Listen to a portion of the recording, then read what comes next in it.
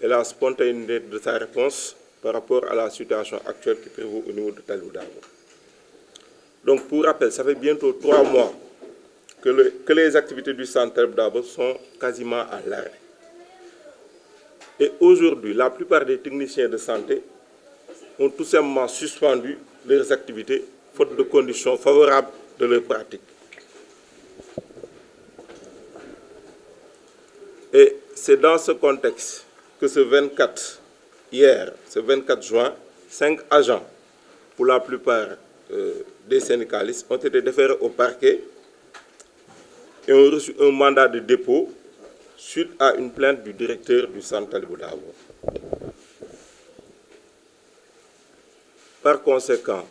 dans tout ce tohu-bohu-là, il nous paraît vital de faire une mise au point pour éclairer l'opinion publique sur les véritables raisons de ce chaos. Pour rappel, ce centre Talibou Dabo, ce bijou,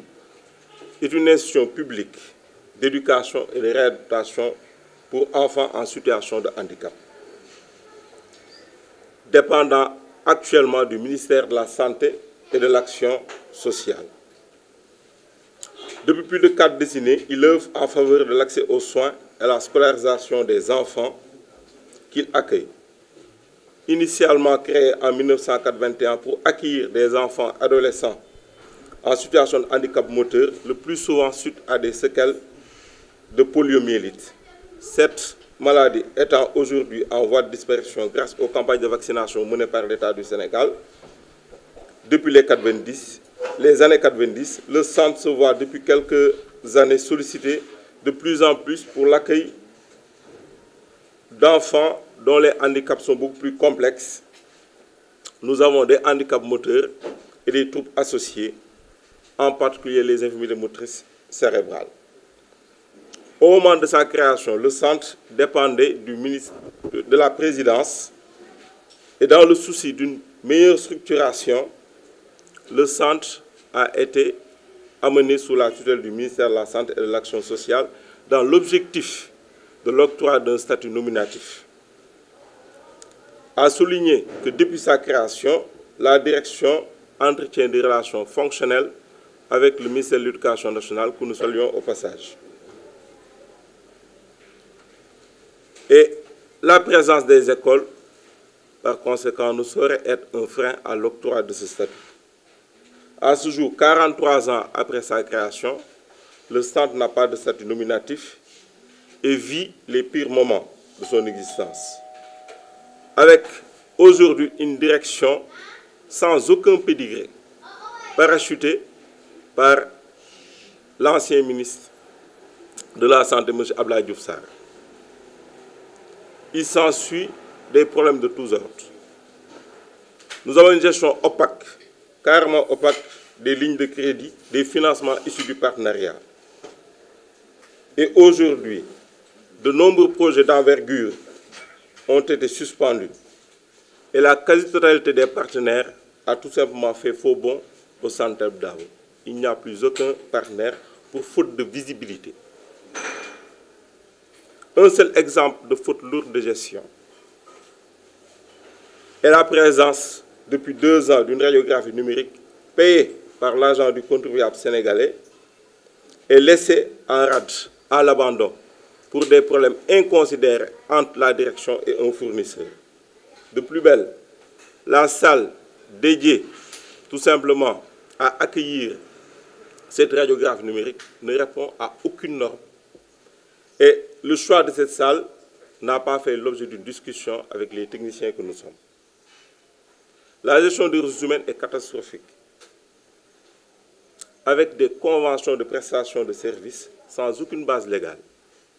Il y a actuellement une action menée avec un collectif de travailleurs. Aujourd'hui, nous attendons la réponse tout simplement de la justice par rapport à ce problème, par rapport à une plainte qui a été déposée au niveau du tribunal du travail. Et je pense que les choses ne devraient pas trop tarder. Et on vit un autoritarisme démesuré qui avait poussé le courroux jusqu'à l'utilisation d'une arme à feu contre un agent. C'était le 7 mars 2022. Le ministère de la Santé a reçu toutes les informations par rapport à la situation que vivent les agents, comme également les pensionnaires du centre. Aucune réaction de sa part n'a été de mise. Actuellement, le centre est à l'agonie et depuis bientôt 3 mois, les activités sont à l'arrêt pour non-paiement de salaire et déficit d'intrants. Dans ce contexte, il y a eu naturellement des remous à la veille de la Tabaski. Et après plusieurs années de silence de la tutelle, comme seule réponse aujourd'hui, nous avons tous lu sur la page Facebook du ministère de la Santé un communiqué qui enfonce et fait porte le bonnet d'âne à 5 pères de famille qui actuellement se retrouvent entre les mains de la justice. Donc nous considérons que les seules vérités qui restent à la direction, c'est l'intimidation du personnel. Et cette même direction, souvenez-vous, il y a 2 mois, avait fait un point de presse pour porter de fausses accusations, je pèse bien mes mots, de fausses accusations sur des agents qui avaient été déclarés, avaient tout simplement désacralisé le drapeau national. Je pense qu'il faut se référer aux conclusions de l'enquête policière pour tout simplement faire le point sur la situation actuelle et toutes les manipulations que vivent les agents du centre Talibou Dabo. Nous tenons donc à informer l'opinion publique sur les véritables raisons de ce chaos. Toutefois, nous faisons confiance à la justice de notre pays. Nous appelons Monsieur le ministre de la Santé et de l'Action sociale à approfondir la réflexion avec nous, personnel viscéralement attaché au centre Talibou Dabo, avec tous les acteurs sociaux, les parents d'élèves, pour en tout cas une issue heureuse, une solution pérenne et définitive. Nous profitons de l'occasion pour souhaiter, en tout cas à nos élèves qui sont restés 3 mois sans cours, de passer avec succès l'examen du certificat. Nous saluons également la détermination des enseignants avec qui nous collaborons, qui dans ce contexte chaotique ont tenu à maintenir des cours à distance, à domicile, pour les élèves devant faire les examens. Je vous remercie.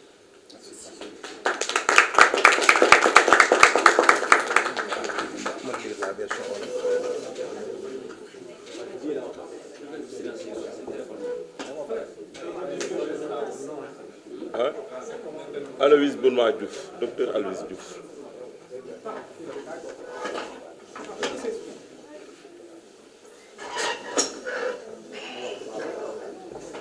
Merci. Aloïs Bounma Diouf. Ça va. Asalaamaaleykum gars yi ñu ngi leen di nuyu leen ziar di rafetlu seen teewaay comme ni ko docteur Alice waxee léegi il faut que ñu def benn historique bu ndaw ci jëm ci li nga xam ni moom moo fi xew. d'ailleurs même li tax ñu dajaloo tey jóge ne ci ay camarades yoo xam ni démb dañ leen dugal kaso ñu fanaan démb kaso muy juróom. ñu war leen àtte suba incha allah bu neexee yàlla mais ci loolu comme ni ñu ko waxee woon sànq dafa am lu ci bëri loo xam ne dafa jóge ci li naan qui veut tuer son chien l'accuse d'être enragé maanaam dalay jaral nga inventé ay affaire ñëw teg ko ci kawam ñuy xamal ni depuis ñetti weer a ngi nii ëpp na sax ñetti weer doxinu centre Talibou Dabo dafa sooxe ku nekk xam na njariñu centre Talibou Dabo ci li nga xam ni jëm na ci wér-gu-yaramu xale yi mais jëm ci li nga xam ni mooy seen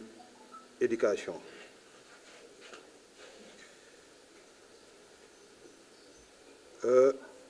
Le 24 juin comme ni ñu ko waxee sànq. ñett ci sunuy camarades juróom du moins da leen a déféré au parquet ñu defal leen mandat de dépôt pour fàttali rek ci centre Talibou Dabo comme ni ma ko waxee sànq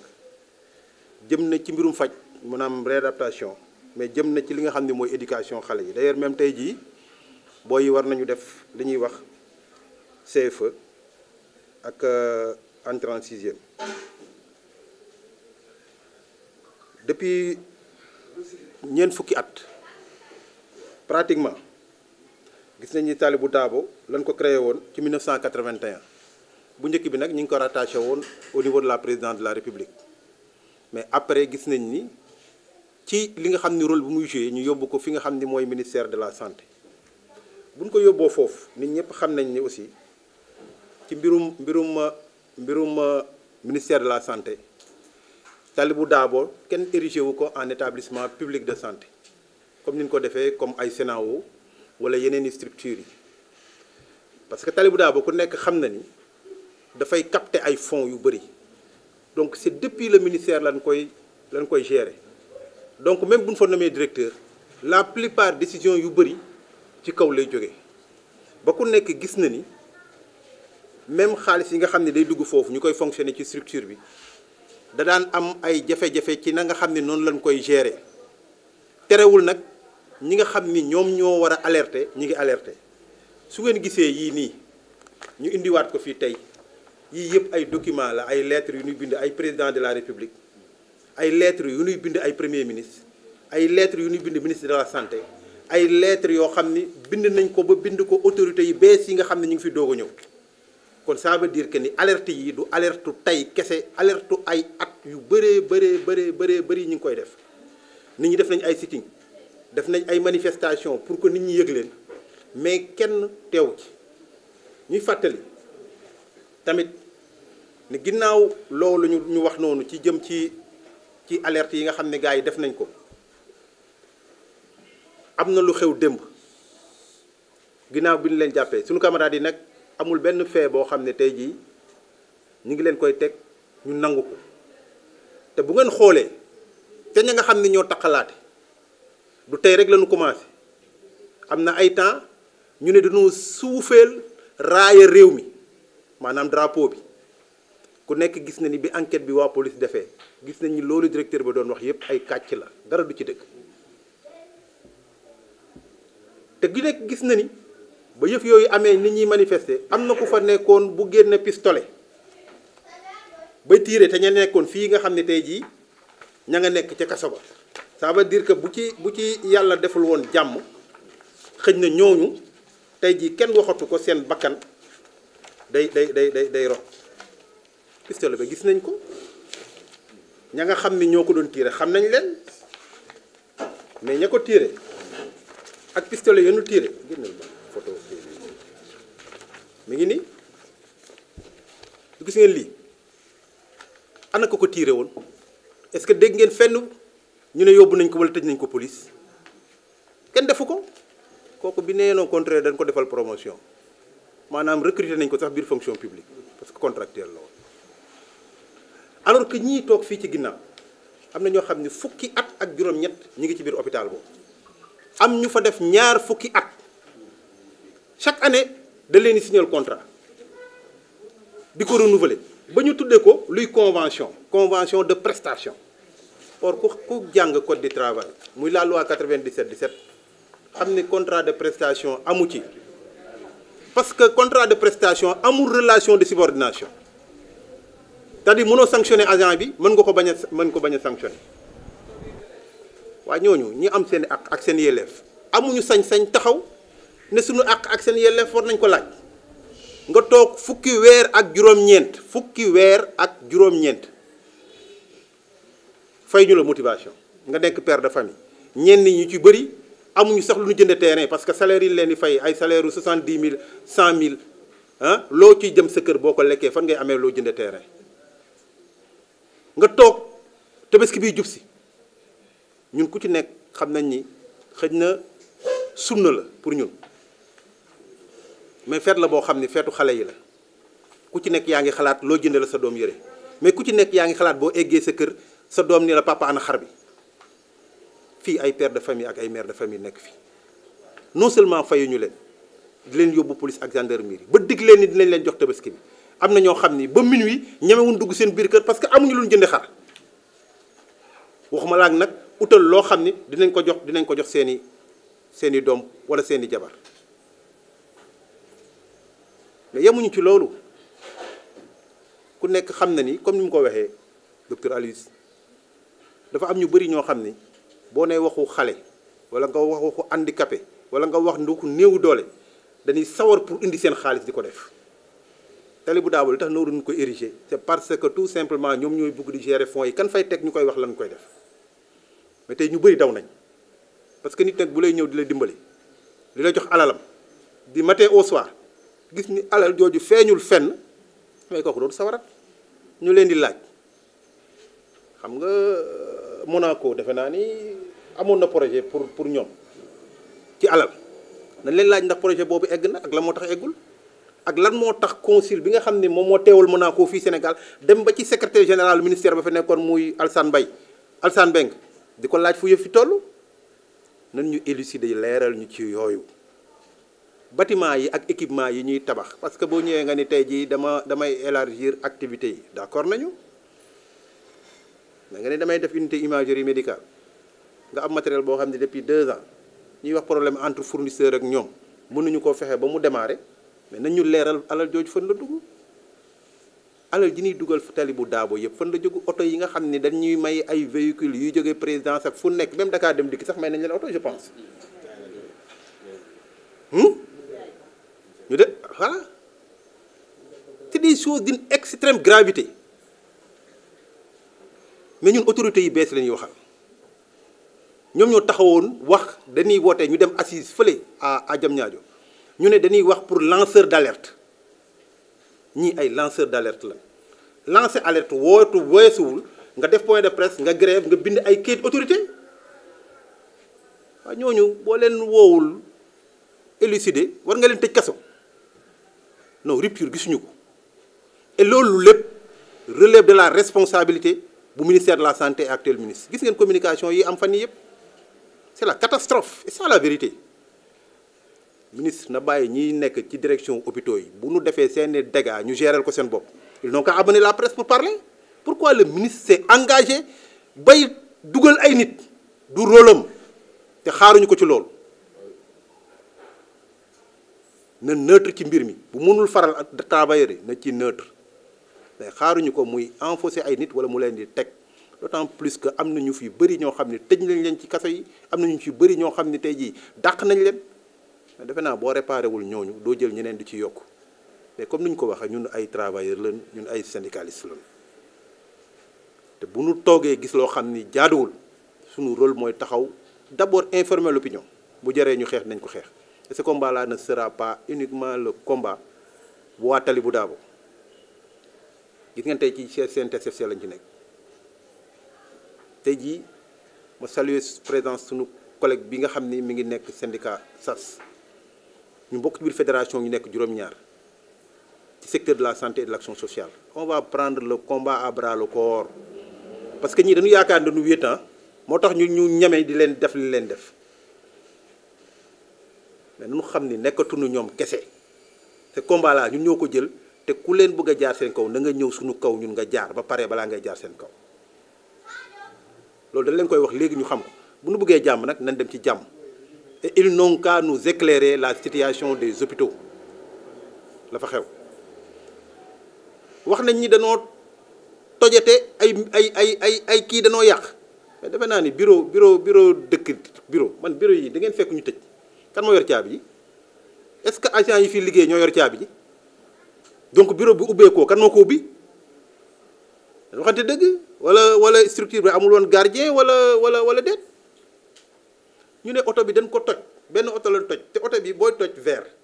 dëgg nag ku nekk xam na ni boo sànnee bu dee ci ginnaaw xam nañ fa verre yi demee c'est-à-dire nit ki di ngay nekk di kàcc ba pare yenn saa yi sax yow da ngay def erreur ci yooyu loolu de ñoo tax ñu yóbbu leen kaso nee nañ ak mbalit bu ñu fa tuur ñuy fàttali ni nag dafa am lu ñu régir nag bu dee fonctionnaire loi 61-33 portant statut général des fonctionnaires la bu dee contractuel la c'est la loi 97-17 te bu ci nekk agent ak faute bu mun a dem am na lu yoon wax nga topp ko mais gars yi boo nee nii rek ñu ne police parce que dañ fay di jéem a def ay trafic d'influence agent bu defee faute y a des moyens pour pouvoir les sanctionner pouvoir régler yenn problème mais ils ne le font pas loolu mooy situation yi. ñun nag muy parents ñi nga xam ne tey jii ñoom la seen doom nekk foofu muy ñi nga xam ne ñoo ngi fay fajoo parce que problème bu Talibou Dabo du problème mu direction bi kese ak ñii fay liggéey déedéet problème mu parents yi la problème population problème mu ñëpp la ñu toog ñu xool lan mooy njariñu Talibou Dabo te ñu xool nan la ñuy falee directeur yii ci biir hôpitaux yi. hôpital du entreprise kese de dafa am loo xam ni boo nee tey jii damay jël en prise en charge IMC mooy infirmité motrice cérébrale mooy xale yooyu nga xam ne bu ñuy judd parfois souffrance fœtale mooy tax seen cerveau yi dafay am jafe-jafe peut-être mën na nekk défaut d'irrigation wala leneen da leen di topp ba ni am 15 ans ba am 16 ans mais ñooñu il faut nga accompagner dans le domaine de la rééducation et de la réadaptation. Est-ce que autorités yi ñi ngi def lu war pour ñu mën a régler loolu? wax na fi sànq ni Talibou Dabo am na ñu bëri temps yi ay temps bi di gën a nekk ndaw poliomyélite ku nekk xam na ko, ça fait partie du programme élargi de vaccination comme diphtérie, tétanos, coqueluche moom la ñuy wax DTCP. dañuy bëri daawuñu vacciné wu xale yi daan def rek poliomyélite moom nga daan dégg ñu naan dañ koo piqûre ba raté ñu am ay handicap mais ñoo ñëpp ñu war leen jël en charge. waaw nga ñëw bëgg a nommer directeur boo xam ni lii demandé parce que bu ñu nee définition santé c'est un état de bien-être social la d'abord environnement da cee am mais psychologie ak sociologie ak lépp da cee am mais loolu nga war a jiital d'abord mais nga jël rek ku la neex rek parce que dans les textes ils ont fait en sorte te loolu lépp c'est avec la complicité de la direction des établissements publics de santé ñoom la ils sont les seuls responsables problèmes yi nekk fii yëpp dans les structures hospitalières. ñun nag encore une fois autorités yi ñoo nu wax jubanti jubal ñoom ñoo nu wax rupture ñoom ñoo nu wax réparer injustice foofu lañ leen di xaar tey amul benn nit boo xam ne tey ji ak loo mënti def mënoo toog ba moment bu ñu lay juger ñu juger la mais gis ñu fi lu tax ñuy jël kaso li ñu def kenn mësu ko fee def. Et c'est extrêmement grave ay travailleurs nga jël leen dem yóbbu leen kaso parce que dañ doon mener seen activité syndicale je dis bu dee loolu mooy rupture je dis il vaut mieux qu'on arrête ñun du loolu lañu xalaati comme rupture bu fekkee loolu la ñuy wax naan dañuy def loi pour lanceur d'alerte c'est pas la peine ñuy voter loi bi parce que ku alerte ñu tëj la kaso te ñoom ñi naan la dañuy lancer alerte ñoo lay tëj kaso et ça pose un problème. Le pouvoir du procureur est toujours là. La seule chose qui a changé moo di nombre de jours yi la daan def parce que dañ la daan yóbbu instruction nga toog fa pendant 6 mois ñu yokkaat ko nga def fa 1 an ñu jugé la tëj la xëy na lii loolu de changé na mais les pouvoirs du procureur tey nit ne dama lay def mandat de dépôt mi ngi fi ba tey te ku dul daw sàcculoo rayuloo on n'a pas besoin di la def mandat de dépôt.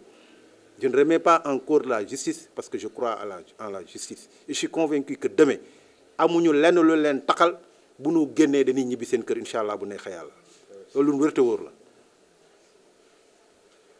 combat nag dinañ ko def parce que ñu ne ñii nekk fii ci kaw ñun ñoo àndoon di xeex di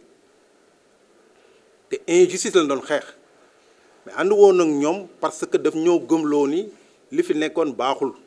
ñuy interpellé waat le ministre de la santé. su yaakaaree ni ñi fi nekk yàq système bi moom lay continuer je vous garantis dina am ay regret te di Sénégalais yi dinañ am lu leen bett ñi fi nekk wax nañ leen ko ñan ñoo leen fi indi ñi fi nekkoon doon jël nit ñi di leen tëj prison ñi fi doon nekkoon doon tarka di sàcc c'est la vérité sàcc weesuwul ngay jël appareil buy jar 40 millions nga ni nga facturé ko 108 millions nga taxaw ñu jàpp la mu leer naññ ministre bi yëg ñëpp yëg ñu dem ba porter plainte kaka waxoon kooku tribunal blanchir ko malgré ça ñooñu nga defal leen promotion ñi témoin nañ loolu fi amoon mosuwoo fi gis ñu def rapport Covid ngeen gis dégâts yu leer naññ ñooñu ba tey ñi ngi seen poste ñeneen ñi am ay promotion ñun loolu foofu la leen di xaaree mais pas tëj ñi nga xam ne defuñu dara ñi sàcc suñu alal réew mi def ko nu leen neex ñooñu leen ni xaar ñu leeral ñu te ñu xoolaat seen communication nag on communique très mal à l'heure actuelle au niveau du ministère. Première question bi nga posé mooy lan la leen ni tuumaal bi nee nañ danoo yàq danoo détruire beneen bi danoo troubler loolu lañ leen taxal dañu empêcher daal structure bi fonctionner normalement mais xam nga olof dafay wax naan sàccum ndënd yomb na mais fa nga koy tëggee moom mooy jafe sàccum ndënd mooy lan mooy mën nga taxal nit mais il faut apporter des preuves preuve mooy lan boo nee nit ki dafa toj wala dafa yàq da ngay indi ay image ak koo xam ni teewoon na moment ba kooku di yàq c'est-à-dire yooyu élément yu am solo la ci bu dee da nga yaa ngi taxal doomu aadama te tey jii yéen ñii yëpp journaliste laa la wax bu d'habitude bu amaan yooyu dañ leen di woo ngeen ñëw ngeen filmer ñu def point de presse nen ma wax fii ci yéen kan lañ ci woo wala kan moom la ñu wan image wala photo bu wanee lu ñu yàq ci yéen ñi rek en tout cas de mën da gisaguma xëy na mën na am comme ni ko docteur Aliou waxee sànq xam nga toogoon nañ fi yàgg nañ di leen préparer xam nga ku nekk xam na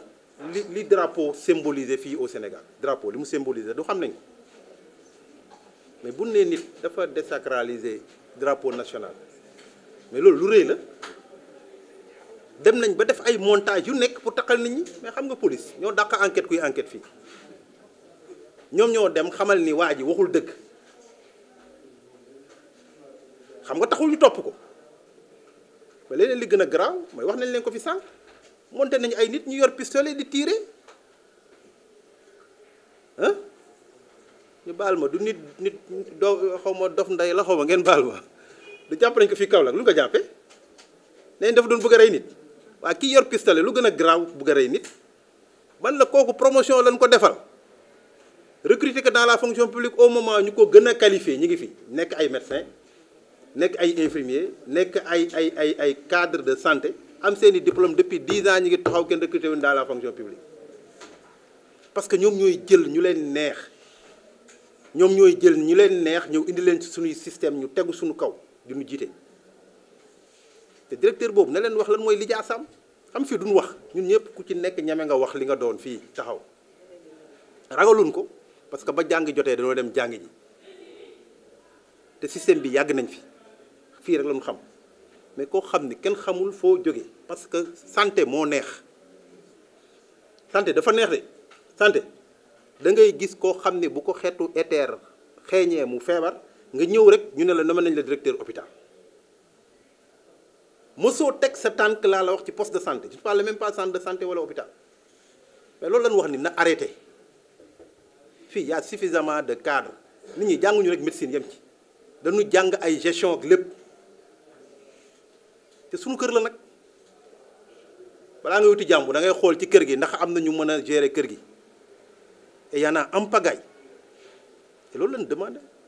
donc que les gens comprennent amul lenn lu ne dañ koy takkal suñu camarades yi loo xam ne mën nañ ko prouver en plus camarades yi kenn reconnaître ci lenn la leen takkal ne nañ tuur nañ foofu mbalit même à supposer que tuur mbalit am mais tuur mbalit jar na nga jël nit dugal ko kaso tuur mbalit damay laaj quoi bu dee rupture leen wax tuur mbalit ci sa bunt ah bu njëkk de ñun suñu kër service d'hygiène moo fa daan ñëw daal di lay marqué li ñu daan marqué xanaa ñoom di war nañ ko xam temps yi nekkee liggéey sax bu la marqué nga dem fay mais tëj la kaso mandat de dépôt parce que tuur nga mbalit dëgg-dëgg nag du Sénégal bi lan moo taxoon ñuy wër ci àll bi di xeex pour ñu élection yu jaar yoon am de sérieusement parlant. Merci pour la pertinence de la question. Donc le centre, ça ne date pas d'aujourd'hui. Et quoi qu'il en soit, il faut reconnaître que la situation actuelle est la conséquence de plusieurs facteurs. Donc on ne peut pas exclusivement accuser la direction. Donc c'est tout simplement plusieurs causes qui sont à l'origine de cette situation. On a parlé tout à l'heure du statut nominatif, c'est-à-dire aujourd'hui, le centre Dabo n'a pas de statut nominatif. Par conséquent, il n'y a aucune visibilité sur les procédures de gestion. OK? Et nous, à notre niveau, nous avons en tout cas établi des ébauches de solutions que nous avions remis tout simplement à l'ancienne ministre qui était là, qui nous avait sollicité pour cela. Depuis qu'il y a eu alternance, nous avons également fait des correspondances au Premier ministre, au ministre de la Santé. Nous avons essayé, vaille que vaille, de joindre la direction des établissements de santé, la direction générale, mais jusqu'à ce jour, nous n'avons eu aucune réponse. Aucune réponse à ce jour. Paraît-il que le directeur de l'établissement public de santé est passé le samedi, la veille de la Tabaski, au centre Dabo. Soir, c'était la première fois depuis au moins 2 ou 3 ans qu'il mettait les pieds au niveau du centre Dabo. Nous n'avons jamais, en tout cas, rompu le pont de la discussion. Nous avons été plusieurs fois au ministère, mais à ce jour, aucune solution pérenne n'a été posée. Aucun acte. Aucun acte en dehors tout simplement de cet acte-là. Maintenant, par rapport au communiqué, moi je répondrai par rapport à une action pendante devant la justice. Le communiqué, c'est un communiqué du ministère de la Santé. Je ne dirais pas que c'est un communiqué du ministre. Encore qu'il faut tout simplement être sûr de l'authenticité de ce communiqué, parce que nous reconnaissons le style, l'écrit, et nous n'allons pas rentrer dans les détails, mais nous ne sommes pas en tout cas sûrs que c'est un communiqué qui émane du cabinet du ministre de la Santé et de l'Action sociale. D'autant plus que lorsque les faits se sont passés, le ministre n'était même pas au Sénégal. Je pense qu'il était à Paris avec le président de la République. Et dans l'immédiat, on a vu un communiqué sur les réseaux sociaux. Et ce communiqué a impacté tout simplement sur la vélocité de la prise en charge judiciaire d'une affaire qui devait encore être au niveau de l'enquête policière. Encore que si des agents fautent dans le cadre du travail, il y a plusieurs manières de sanctionner. Notre camarade Chersek l'a dit tout à l'heure. Il ne suffit pas de jeter des poubelles au niveau de la direction à la veille de la Tabaski, parce qu'il y a des émotions que pratiquement les syndicalistes ne peuvent plus maîtriser, pour que des gens soient directement militaires, envoyés en prison et déférés au parquet. Et c'est l'occasion de dire que cette intimidation-là ne marchera pas. Je pense qu'aujourd'hui, les victimes de cette situation sont les enfants. On n'en a pas parlé. Depuis plus de 3 mois, pas de cours, pas de prise en charge médicale, pas de consultation. Tous les kinés sont partis. Le laboratoire est fermé parce que tous ces gens-là sont régis par ces conventions de prestation. Il y a très peu d'agents de la fonction publique au niveau du centre Talibou Dabo. Et jusqu'à ce jour, le ministère n'a jamais, en tout cas, mis les pieds au niveau du ministère de la Santé. À chaque fois qu'on les interpelle sur la situation depuis au moins 2 ans, la seule réponse est qu'ils ont d'autres urgences au niveau des autres structures de santé. Aujourd'hui, c'est le moment de régler le problème. C'est vrai que c'est difficile, nous avons des camarades qui sont actuellement en prison. Peut-être que c'est un mal pour un bien. Et nous profitons de l'occasion, en tout cas, pour réitérer notre soutien à leurs familles, à leurs épouses, à leurs enfants, et que nous ne ménageons aucun effort pour les accompagner dans ces situations difficiles. Je vous remercie.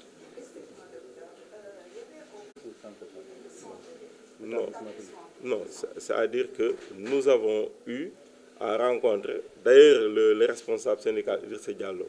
a été au Palais de la République en son temps avec le président Macky Sall, et l'objectif c'était en tout cas de trouver un statut au centre Dabo. Donc il y avait une injonction pour que le centre Dabo ait un statut.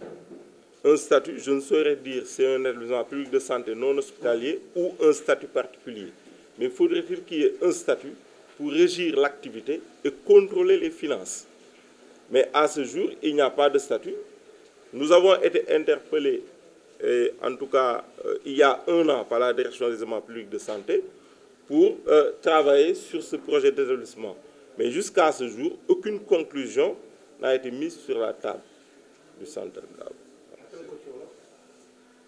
Non, bàyyi Cheikh Seck. dañ naan mbir bu xewee ndax ña nga xam ne waroon nañ ko yëgee nañ ko defe naa ne bu ngeen xoolee lettre bi boo xoolee Ibrahima Sy defe naa mooy ministre de la santé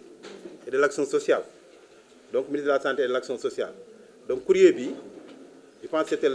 c'était yàggul sax ci mois de mai bi la bi monsieur le président de la République du Sénégal, son excellence monsieur Bassirou Diomaye Diakhar Faye defe naa Macky Sall dem na bibal la à monsieur Ousmane Sonko premier ministre du gouvernement du Sénégal donc ñi ñu tëj prison lii lépp ñoom ñoo ko bind c'est-à-dire bu dee alerté rek def nañ mais gis nañ fi ministre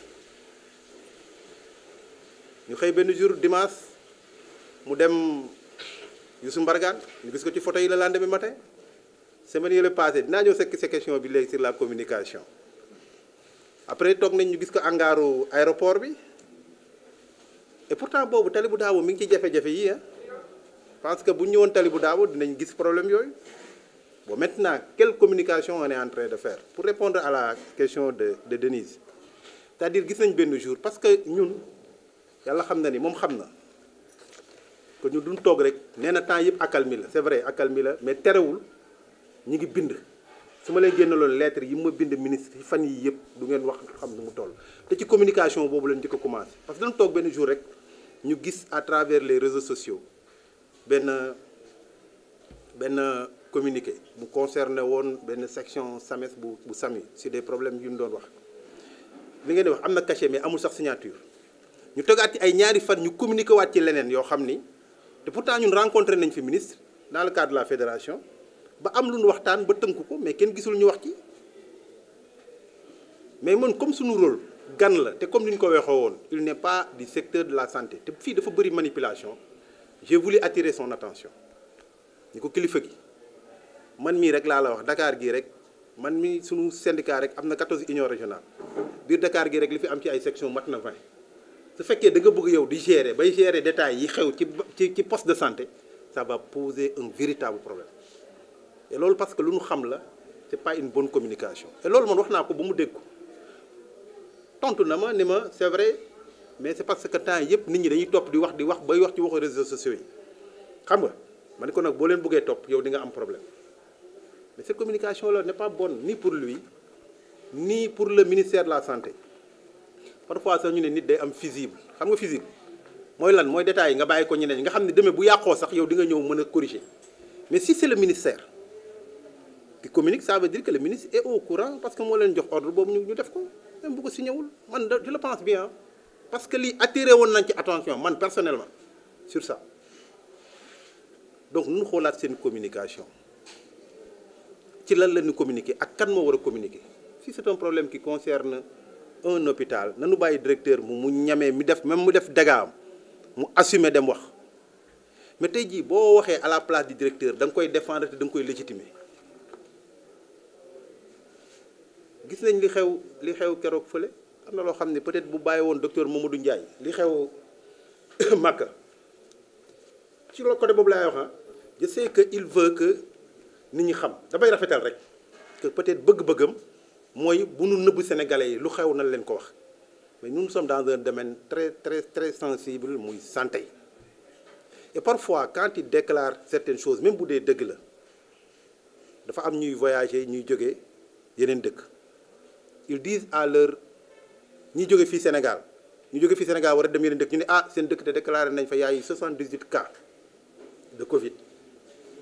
mais bu ñu egsee mën nañ leen mettre en quarantaine wala ñu ne duñ dugg ci dëkk bi est-ce que xam nañ conséquences yi ñu waroon ñëw def tourisme war a ñëw fii dans notre pays